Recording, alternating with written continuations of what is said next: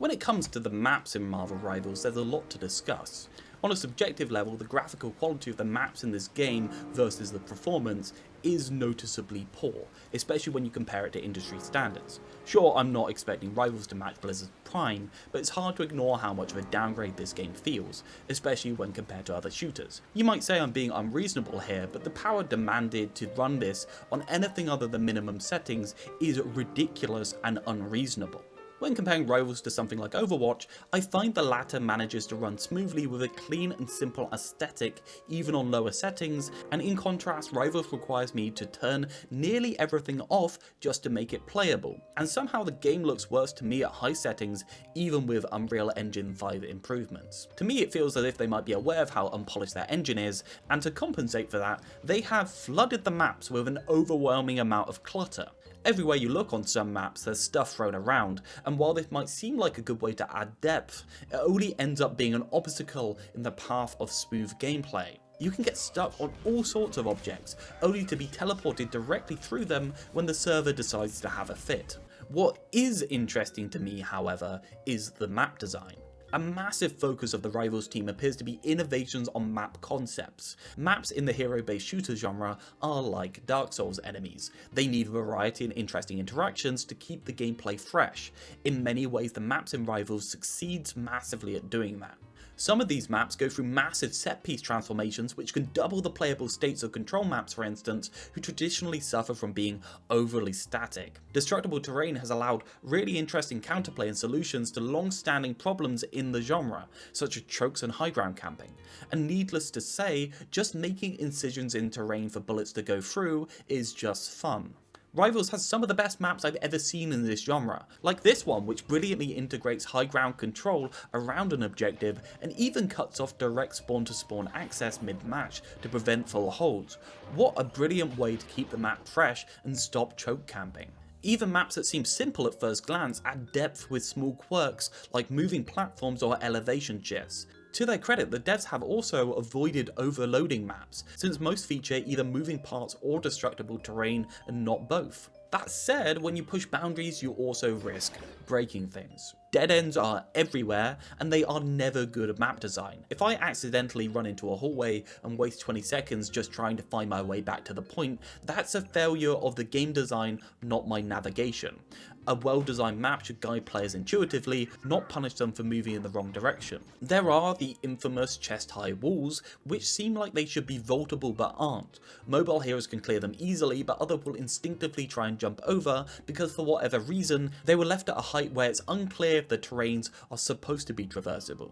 On a vast majority of maps, there's a really significant problem with a lack of off angles. This may sound crazy to you, the game is nothing but space and different routes are everywhere, but that's kind of the point. The game has flank routes instead of off angles. Supports are, by and whole, disincentivized for going off on off angles alone or in a duo with a DPS, mainly because they generate such a massive majority of their value through ultimate generation and use, and you can't do that if you aren't on main. The simple result is that DPS flanks are very often unsupported instead of +1 by supports, or even lightly supported by reliable resources. For ranged DPS who take time to generate value from an angle, this means that they can't gradually apply pressure. Instead they have to commit all at once in a single burst, perfectly timed, or risk being poked out to half health and being ineffective when it matters. The end result is that the map design discourages semi-independent play from ranged DPS, funneling them into a more binary all or nothing approach. This removes a lot of the nuance and decision making that makes positioning interesting, ultimately making the game feel more linear. That was a lot of words, and again I don't intend to talk about gameplay here, but the problem with map design and gameplay flow can sometimes be so intertwined that I have to mention this before I'm ready to discuss it. Whilst I still think the big map set pieces add to the game in total, most maps have a throw everything at the wall and see what sticks approach instead of an approach with carefully thought out and considered design. Some maps are simply filled with unnecessary gimmicks, like wind effects on Wakanda Escort, or the fire pillars on point on Wakanda Escort, where they add almost literally nothing to the gameplay, or one of the fog effects on Wakanda Escort, which only exist to be annoying more than enhancing gameplay. If these mechanics don't serve a strategic purpose, they don't enhance gameplay, they just distract from it. If you're confident in your core gameplay loop, you should be augmenting it with things that force creativity and decision making, not putting explosion effects onto the points which deal a pittance of damage, because I guess someone must have caught how bad an idea this would be if it was higher. Some maps are so convoluted that I genuinely need a replay viewer to figure them out. Complexity obviously isn't inherently bad, it can add depth, but when a complex layout is also shifting mid-match, it creates unnecessary friction for new players. Some maps are just simply too big for the core gameplay loop. Others feel empty, offering no special mechanics or interesting features. Some of them only have the special effects and quirks going for them, and are awful to play on when these set pieces or quirks are removed, and this can happen regularly. After all this time, I still have no idea what triggers certain maps to shift from one state to another. Some transitions happen when the point flips, some transitions happen when enough destructible terrain is destroyed, at least I think they do. I could look it up, but that's the problem. If a core map mechanic isn't immediately clear, the game is failing at onboarding. A simple fix would be optional tooltips explaining these mechanics for new players, a simple hover over to show the interaction, or a flash announcement for the next big map objective when a point is captured might be a bit obtrusive, but at least it would aid the learning curve. Flashing pop-ups during the combat when the effect activates that don't even explain why it activated just doesn't cut it. They get lost in the chaos and the audio cues blend into the fight. I still do not know what triggers some of these wind effects, and that's a sign the game needs better signposting, because I shouldn't need to do homework in order to understand them. And if map transitions are tied to point capture, that is an issue. The whole strategic or design point of these transitions, beyond just jingling keys in the face of the kids, is to give teams an opportunity to reset their strategy when things aren't going well. Some people might be good at leveraging high ground, wide angles, flank routes, linear fights and good point cover. Some maps may also be accidentally designed with chokes which can be held strongly by certain teams and not broken by others. If a team has to cap before a transition occurs, it might actually make full holds worse. Some but not all of these transitions also need optimization. My PC is stronger than a PS5 or Series X, which may I remind you is the average experience for people playing this game, and even I experience major lag spikes when they happen. Maybe the idea was to time transitions for after fights to minimize stuttering by tying them to point capture, but in practice, points flip mid-fight all the time. Tying these map transitions to timers isn't perfect either. We don't want people waiting for a transition which happens in 20 seconds instead of just fighting, but even that would be better than what we have now. Ideally, the solution is tying the map transition to something like breakable terrain on both sides of the map, so the aggressors have the option to flip the map when things aren't going well for them. This shouldn't give them the advantage, but level the playing field and allow people to reset their strategy. All of this depth is pretty mute though, if nobody knows why the point's flipping in the first place. Hydra Base might be the most creative map in the game, and one of the few with a seamless transition that doesn't lag. The entire central structure moves mid-match, creating two distinct gameplay states. It's a brilliant idea and it works. This effect is seamless and really cool if I may say so myself. Which is why it's such a letdown that this map also suffers really badly from the worst of the jank. I challenge anyone to explain this map structure before and after the transition. Because of how the train's shifting everything around, you end up with massive dead space that serves no real purpose, just a labyrinth or waste of room that confuses players. The transition also, whilst being incredible in terms of theming, fails to change the control point at all. Since the middle of the map is the part that moves, the main section and therefore the part that matters doesn't actually change. What does it actually mean for a player or a team that the objective has moved slightly closer? Your fights are going to either happen in this corridor, which is unchanged, in the transition between this corridor and point, which is unchanged, or on the same point. The devs have spent a load of time and effort on something which in real terms doesn't actually matter or change the gameplay in any meaningful way. The only thing it does effectively is, and if we're almost an hour and a half into this and you're not getting it already, here's a reminder, jingle the keys in the face of new players and pretend to create depth, when in reality all these choices actually achieve is to detract in very small ways from the average gameplay experience. I may as well use this point to give another example of how any ranged off angles have to be unsupported and independent in Rivals. Aside from flipping the map on the enemy and occupying their high ground, they purposely made even a fairly well connected map like this one force you to be independent every time you stand anywhere remotely interesting. If you look at the reasonable support positions which give you the ability to support main, there's almost purposely no way to support the places ranged off-angle DPS could stand. If you do want to support the right side here, you're also putting yourself into a dueling situation with flankers from the left side. This is almost everywhere in Rivals, and it seems to me almost purposefully constructed this way. As to why, I can tell you, it's because the healing levels are so ridiculously high in this game that if a support LOS were available for duels on these angles, they wouldn't be augmenting them, but overriding them. Let me show you a couple of Overwatch positions for comparison, where quite often the off angles purposely have sightlines from main for this exact reason. Since the overall healing numbers are lower, the game lends itself to a large texture of different support healing levels and types, helping fights in different places at different times, whilst Rivals lends itself to binary all or nothing duels which are either unsupported or solved by support attention spans. It's honestly insane to me that we're all playing a video game where the best place for a high level ranged DPS player to stand is just on main farming their ultimate the majority of the time, but here you can kind of see the rub. The maps are designed to be mostly boring linear fights in my opinion, because that's the intention behind the gameplay in the first place. Just don't ask me my opinion on how well Rivals manages to do this, because this video has already taken me months to create. I love this set piece, I love this concept. But as an actual map, it's mostly a linear fight with lots of wasted room and a lot of wasted potential. Destructible Terrain is clearly an added layer on top of the onboarding experience. Just one more knowledge check which will frustrate new players once the established player base already knows what surfaces are removable and they don't. The inbuilt mechanic for learning this is incredibly bad. It highlights terrain which can be destroyed just fine, but is so awkward to use to the point where it is effectively useless in combat. We've all been here, knowing a wall somewhere can be broken wildly swinging or shooting in search of a hit marker. This makes destructible terrain frustrating or almost useless to use mid-fight, especially when only portions of a structure are breakable, and the game does so little to make this clear. Even after over 100 hours in game, I still had to load into maps just to test which walls could be broken, how many layers they take to break, what happens when they break. That's a problem. Tell me, where exactly does the destructible wall start here? Again, for the third time this video, if you know the answer, congratulations, you crossed into the realm of arcane gaming knowledge. But think back to your first or even fifth time trying to break that wall. Was it obvious? No. Why I'm so genuinely angry about this more than anything else I think in this video is that this is such an incredibly simple problem with such an incredibly simple fix. The very basics of UI design are not being followed here, and it's insane to me that nobody's pointed this out or criticised the game for this. All you have to do is replace the fully opaque textures with ones that have visible cracks in them, like every other game.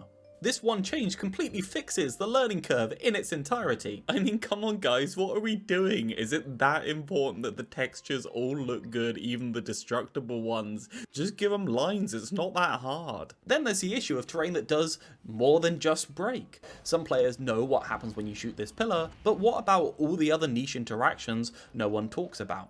The game offers no indicators at all for interactive terrain, and the simple fix of a faint targeting reticle or highlight effect to suggest this structure does something unique is not unreasonable. Even worse, the rebuilding process is so visually unclear. If something is regenning, I should immediately know whether it's still solid or it's in a phasing state that might throw me into the abyss of green bullshit land.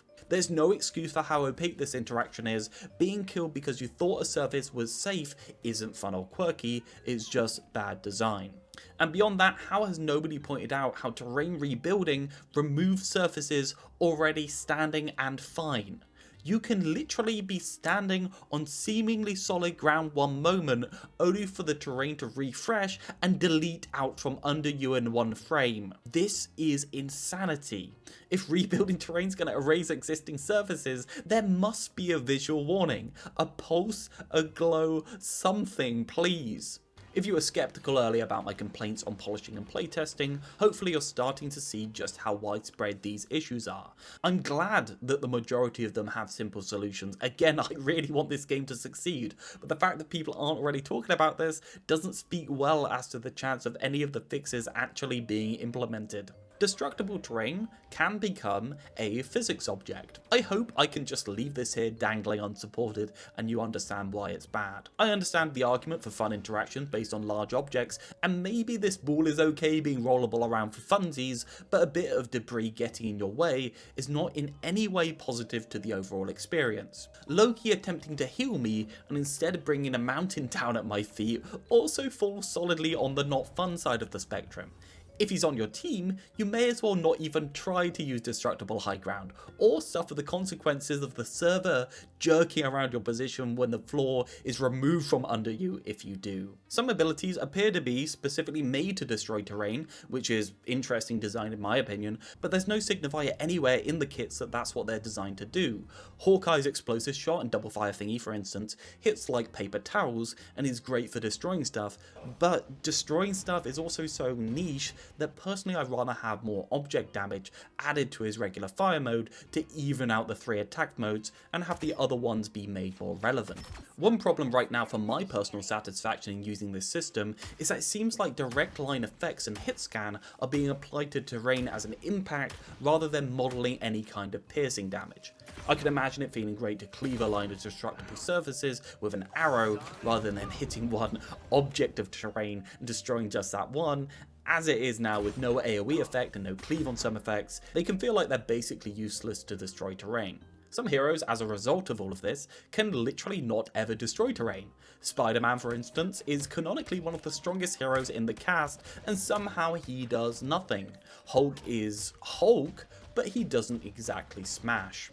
Shooting through holes is really cool for a couple of minutes before you realise how awkward it is and useless to do in practice. Being able to destroy sniper perches is interesting counterplay, though there's definitely maps which revolve too much around the set piece and are incredibly flat and boring once a set piece has been levelled. Being able to get around chokes is really cool, though it does bring into question if people are going to see it as an extra addition to gameplay or simply a hindrance around what may as well have been a door to begin with. There are definitely positive sides to the system as well as these negatives, and I know I'm coming across as much more negative than I intend to in all of this video, but all of this, the good and the bad for destructible terrain, needs to be weighed against the real downside of the system's existence. For some reason, and I can't really work out why, people seem to be labouring under the weird assumption that there is such a thing as a free meal. But the team-ups, the long cooldown abilities, the fancy skins, the lack of care in audio and visual design in general, it all costs something. Maybe something small every time, but something still. And destructible terrain demands the most hotly contested resource for the video game, which is its frame rate. I'm not a game developer, but from my limited knowledge, the main way to minimise the requirements on systems is to first off limit as much as possible the amount of object files in the map, make it all one big file and segment it to load as little as possible at a time. Generally, small bits of destructible terrain like railings are purposefully limited and regulated in any area on purpose so as not to create performance issues. I'm entirely sure there are ways around this on scale. You can create set positions for big map pieces after breaking, you can limit the state certain objects can be in, and many other things I don't have any technical know-how to even hazard a guess at. But whatever optimization they have done clearly isn't doing enough. This massive downside and poor performance, if it is this causing it, needs to have a good upside if the system can be called a success, and I simply don't know if these mechanics have hit the bar. Personally for me, I'd happily lose half the mechanics in the game just to stop teleporting around, but on this one, beauty may be in the eye of the beholder. For the second worst map in the game, I have to give it to Venom Homeworld Surface. Some serious rules have been broken here. First, there are dead ends everywhere, some doors look like they should open but they don't. I vividly remember asking teammates if they were interactable at some point because they genuinely looked like part of the route. The backrooms of this map also feature some of the worst examples of dead ends in the entire game. Instead of guiding players intuitively towards the objective, these areas just waste time and create confusion. This map gives me another great example of the design of flank routes, not off angles. On the first point, you see how little real choice there is. This primary route is fine, but any off angle aside from this is so far away from the main angle that even if you break this wall, it is unsupported by default. The result of this is the main way to create an off angle on this map, and many like it, is, again, just strange portal map flipping. And this point is particularly vulnerable to strange portal map flipping, where I see it work about 70% of the time on first fight. But there's a couple larger problems I can show. The first exposes a major flaw in how Rivals handles payload maps. Unlike in other games, an unoccupied payload moves slowly on its own at a slow minimum speed. This was clearly added as a quality of life feature to prevent people to have to babysit the payload, and also to make it so that you're not punished quite as badly when everyone forgets it. But in doing this, the devs completely missed the point of payload maps. Payload maps work so well because they force someone to physically commit to pushing. This restriction is intentional, it's a feature, not a bug. It prevents aggressive teams from fully staging forward at chokes or holding high grounds which are supposed to favour defenders indefinitely. Instead, someone has to be on cart duty, which naturally creates push and pull dynamics in fights. By letting the payload move even slowly passively, this entire balance is thrown off. The attacking team doesn't have to make sacrifices to push, they can abandon the cart entirely for large periods of time, take full high ground control and just let it creep forward during fights. Sure, the payload is going to move more slowly, but there are some positions where holding them with 6 players pretty much guarantees a free fight every single time. This restriction was purposely put into the game in TF2 to limit steamrolling from advantaged teams by stopping the attackers snowballing forever with a terrain advantage. The only reason this isn't happening right now is because the Rivals player base are really fresh and new. People are currently almost attached ball and chain style to points like lemmings, but once the player base starts learning, this won't last forever. The second problem with Venom Homeworld is a unique feature of this map in its goo orbs, or whatever we're calling them. When shot, they extend into ramps, platforms or walls at multiple points. After a set time, they retract and have a brief downtime before becoming active again. On paper this does sound cool, but in execution it's clunky and awkward. Once platforms retract, they stop glowing while they're inactive. The problem is that this visual indicator is far too subtle. Players who aren't already intimately familiar with this mechanic have no way of telling whether the goo is usable again, and this leads to a lot of situations where people are shooting them, waiting for the reactivation, not knowing why they're not working. The fix here is incredibly simple: change the colour when the orbs are ready again and make it obvious when they return to an active state through a shifting transition. One small fix would instantly make the mechanic readable and usable, but for now it remains incredibly clunky. As for the mechanic in general, some of these are fine, but some of them coupled together with bad choke design in one example. The worst offender is at the end of second point. One wall in a tight choke with only one other way around it. If attackers hold the choke, defenders are completely stuck. If defenders preemptively destroy the wall so that attackers can't, they have to time their push during a small enough downtime that random teams don't have the coordination required to get through that. If attackers think that they're going to do this and destroy the wall themselves, its cooldown can easily be forced to be coming back up at a time where the defenders can't preemptively destroy it during their push. This entire section of the map is just a no-go to push through. Even if they remove this wall, this choke is still just as bad, and any rotation of the team around the right side is so long that the defenders can just readjust, and you'll always find yourself in the equally bad opposite choke point. The final flank point to the left here is also not really a good solution because it's got one of these lifts, meaning that random teams cannot get up there together. It's only really good for flankers. People aren't doing this quite yet, but I'm a wizard with prediction powers and I want to see if I can shape the meta. Soon enough, the optimal strategy, after you win first point on this corner, will be to push all the way up into this choke. Abandon the payload, hold the choke with your full team, push the payload between fights. And at that stage, this point stops functioning almost entirely. And I think that I can state this even more strongly. I think this design is bad enough that people will start exploiting it, but if that does not happen, I'm really worried for the game. The only thing that's stopping so many bad elements of map design, the chokes, the wide open areas, the exploitable high grounds at the moment, is simply the power and length of support ults. The incredible strength of these has almost invalidated most map design in general, because if both teams are effectively immortal aside from damage combos for 20 seconds during a fight, the poor design of map locations, which advantages or disadvantages one or another team, washes out completely. This choke may as well not exist because a Luna's gonna dance in it for 12 seconds. In my humble opinion, this exact thing is how the Rivals team has skipped out and removed so many problems caused by their own poor design, by making the design not matter in the first place. The only reason why the side routes matter is to be able to get in the backline, distract and try and assassinate people. Everything else in terms of design in this game may as well be a straight line. And that's a shame, because the thing that most people find interesting about these games after the 100-hour mark is precisely the positioning, timing, and deep play based around different map geometry.